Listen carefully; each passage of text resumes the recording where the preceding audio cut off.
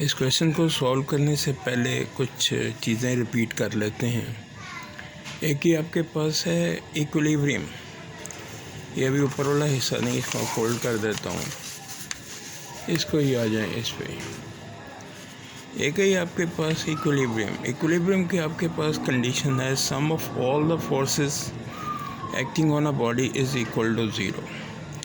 ये कैसी फोर्सेस हो सकती हैं? Sum of all the x directed forces is equal to zero, यानी एक्स एक्सिस पर अमल करने वाली तमाम फोर्सेस का सम ज़ीरो होगा। या आप कहें कि लेफ्टवर्ड फोर्सेस और राइटवर्ड फोर्सेस दोनों आपस में बराबर होंगी, यानी एक्स एक्सिस की पॉजिटिव साइड पे अमल करने वाली फोर्सेस एक्स एक्सिस की नेगेटिव साइड पर अमल करने वाली फोर्सेस के बराबर होंगी।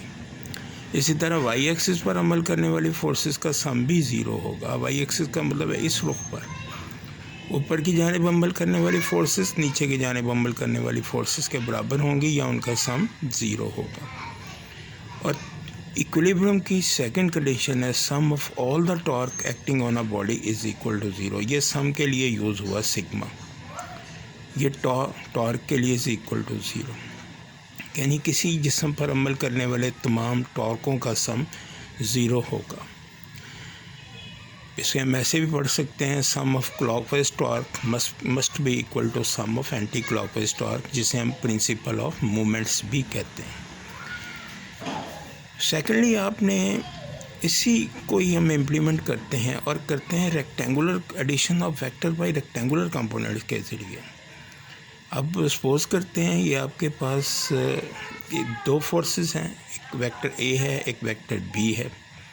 तो सबसे पहले क्या करेंगे, इनका सबका हम एक्स कंपोनेंट का रिजल्टेंट निकालेंगे, यानी ए एक्स प्लस बी एक्स जितने भी वेक्टर हों सी डी ई इस तरह करके उन्हें जमा करेंगे और उन सब का सम जो है ज़ीरो होगा इक्विलिब्रियम के लिए। आपको मालूम है कि ए एक्स कैसे मालूम करते हैं, ए कॉस थीटा और उसका ज़ाविया क्या है थीटा वन, तो थीटा वन आ गया। इसी तरह B X B cos theta और उसका ज़ाविया क्या है थीटा टू, और इसी तरह चलते जाएंगे अप टू सोन और इन इक्वल टू ज़ीरो। इसी तरह sum of y component of all the forces must be equal to zero. ये y component are y resultant of y component, ये आपके पास क्या हो गया। इसी तरह आपने ये लिखा ए वाई,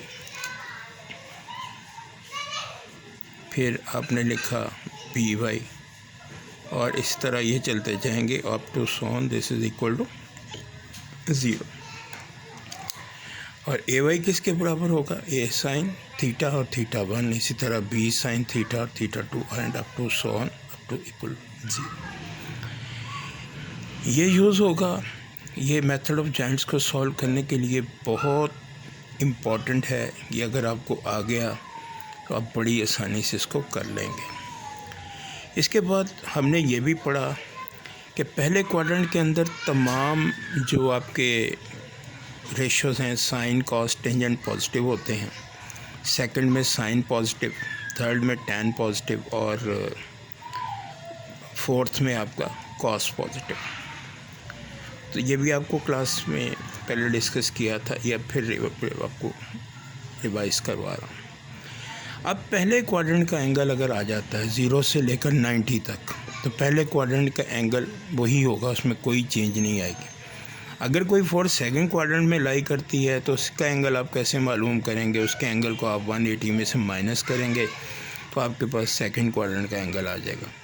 थर्ड में आ गई कोई फोर्स तो वो आपके पास ये 180 प्लस थीटा, और फोर्थ में आ गई तो ये आ गया 360 माइनस थीटा।